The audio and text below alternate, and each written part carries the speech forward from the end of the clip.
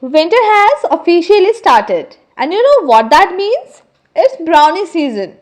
Today I was craving something warm, fudgy, and gooey, so I made my favorite chocolate fudge brownies.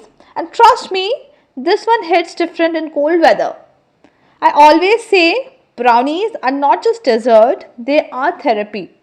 And when it's chilly outside, that first warm bite literally feels like a hug, a chocolate hug. So let's make it together. So start with melting your chocolate and butter.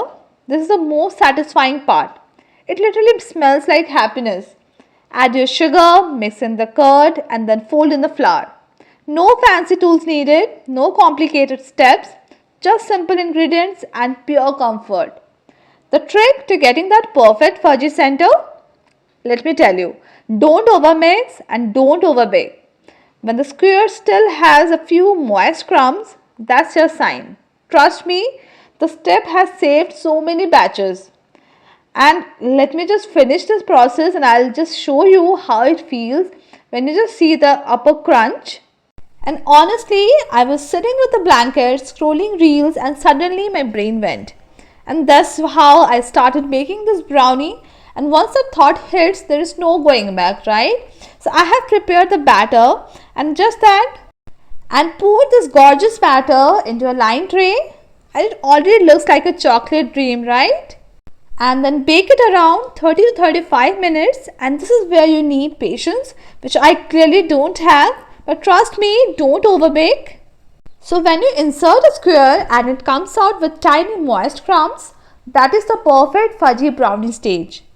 Let it cool a bit. I know waiting is painful, but if you cut it too hot, it gets messy. Still delicious, but messy. So once it's set, look at that. Glossy top, fudgy middle, crispy edges.